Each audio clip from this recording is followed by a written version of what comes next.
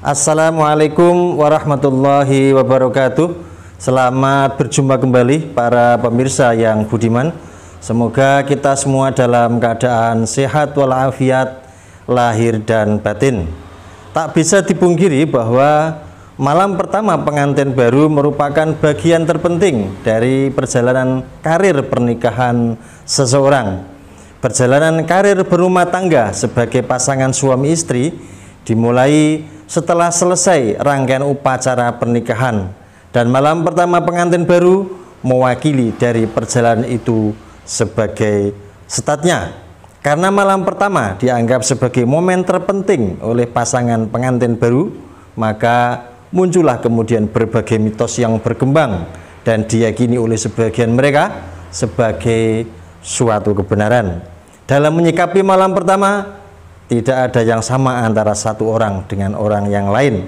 Apalagi sekarang ini sudah banyak pasangan pengantin baru namun sudah tidak memiliki malam pertama lagi karena malam pertamanya sudah direnggut sebelum menikah. Ada sebagian pengantin pria terlihat sangat bersemangat saat malam pertama. Sementara bagi pengantin wanita malah sebaliknya. Justru momen malam pertama membuatnya merasa cemas, gugup, bahkan mengalami keraguan karena mitos-mitos yang diketahui dan diyakini sebelumnya. Apa sih yang dimaksud dengan mitos malam pertama? Apakah mitos-mitos itu hanya hoax saja atau benar adanya? Lalu, apakah perlu direncanakan sebelumnya dan dilakukan ritual tertentu agar semuanya bisa berjalan dengan lancar dan dilalui dengan selamat sesuai harapan bersama? Untuk mengetahui lebih lanjut persoalan ini, mari kita simak video berikut ini. Para pemirsa, yang saya maksud dengan mitos malam pertama dalam tayangan video kali ini adalah suatu anggapan, bahkan sampai pada keyakinan yang mengeramatkan dan mengagungkan secara berlebih-lebihan tentang malam pertama pengantin. Sedangkan ritual malam pertama merupakan rangkaian kegiatan berupa gerakan, bacaan, dan doa-doa dengan menggunakan perlengkapan tertentu, baik dilakukan secara sendiri maupun dilakukan bersama-sama.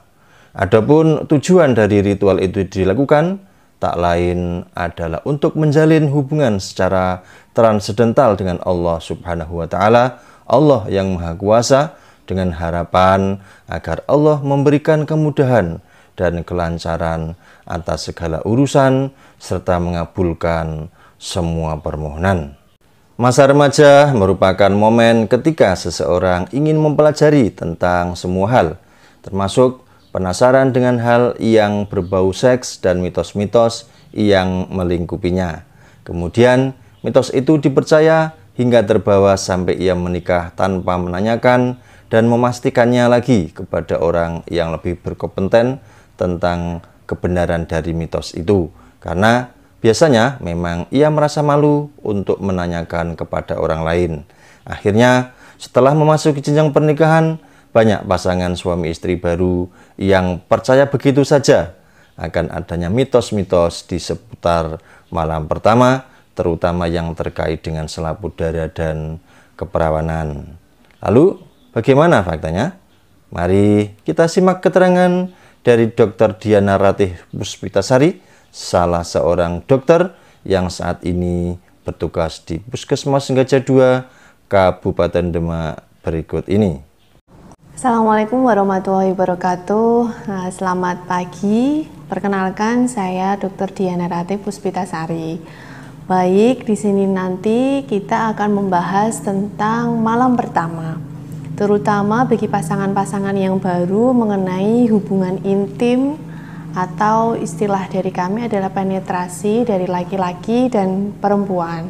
Banyak sekali mitos yang kita dengarkan mengenai tentang bagaimana untuk cek keperawanan.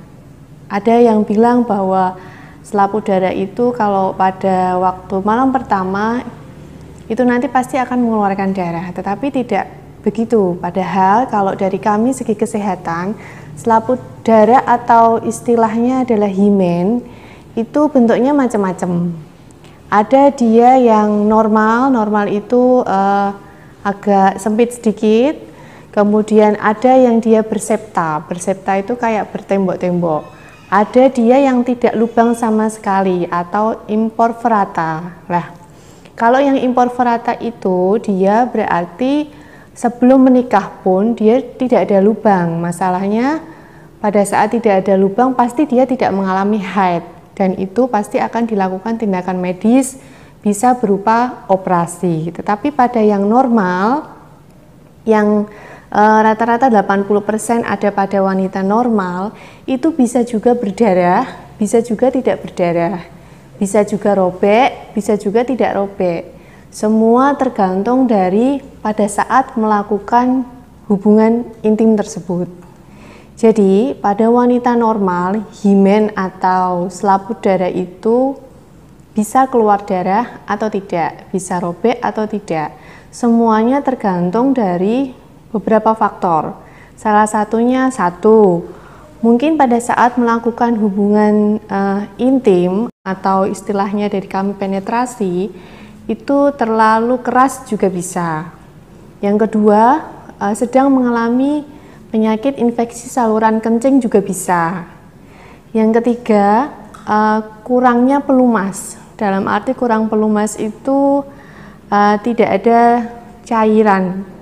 Jadi pada wanita normal itu apabila hubungan intim dilakukan dengan rileks, dengan santai, pelan-pelan, dengan foreplay atau pemanasan dahulu, itu pasti akan merangsang tubuh untuk mengeluarkan cairan yang ada di vagina sehingga pelumasnya banyak. Nah, itu bisa juga menyebabkan tidak keluarnya darah atau tidak robeknya selaput darah tersebut. Apabila selaput darah tersebut robek karena faktor tadi, mungkin kurang pemanasan atau tidak ada foreplay istilah gaulnya, atau mungkin terlalu kencang bisa, atau ada infeksi saluran kencing. Nah, sekarang yang ditanyakan bagaimana untuk kita tahu bahwa wanita tersebut masih perawan atau tidak. Itu kita dari medis itu hanya bisa mengetahui dia perawan atau tidak sekitar 30-45%. Apabila memang ingin tahu sebenarnya, itu harus diperiksakan secara langsung ke dokter kandungan. Nanti akan dilihat himen atau selaput darah tersebut itu bagaimana robeknya. Apakah karena trauma itu misal kecelakaan jatuh, itu juga bisa robek, jadi robeknya tidak rata. Apakah karena ada infeksi saluran kencing atau penyakit lainnya. Jadi kalau untuk istilahnya orang awam untuk tahu, ini pada saat melakukan intim kok tidak berdarah atau tidak robek, belum tentu dia tidak perawan. Dari keterangan Dr. Rati ini, para pemirsa, membuat kita tahu bagaimana fakta yang benar tentang selaput darah dan keperawanan. Maka bagi kalian yang akan menikah, jangan sampai ada lagi anggapan dan bahkan keyakinan yang tidak berdasar tentang fakta ini. Karena dengan mengetahui fakta kebenarannya, tak akan muncul lagi mitos malam pertama dan tidak akan muncul pula praduga dan prasangka jelek pada pasangan kalian tanpa alasan yang benar. Dan jika ada pasangan suami yang betul-betul ingin mengetahui apakah istrinya itu masih perawan atau tidak, maka datang dan periksakan langsung pada dokter kandungan yang terdekat. Kemudian, agar malam pertama dapat berjalan sesuai dengan yang diharapkan bersama, maka sangat penting bagi setiap pasangan suami istri baru untuk menjalin komunikasi yang baik, saling terbuka dengan pasangannya untuk bersama-sama menjalani dan melewatinya dengan perencanaan yang matang terlebih dahulu. Adapun hal-hal yang harus dilakukan oleh pasangan suami istri dalam menjalani malam pertama mulai dari perencanaan, adab, ritual hingga berakhir sesuai dengan sunnah Nabi Muhammad SAW adalah: yang pertama, belajar.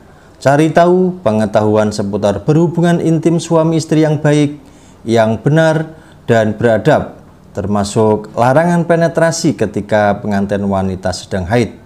Setelah memiliki pengetahuan cukup tentang hubungan suami istri, maka rencanakan kapan dan di mana akan menjalani malam pertama sebagai suami istri baru, karena yang biasa terjadi setelah upacara pernikahan selesai, yang tersisa adalah kelelahan tentunya.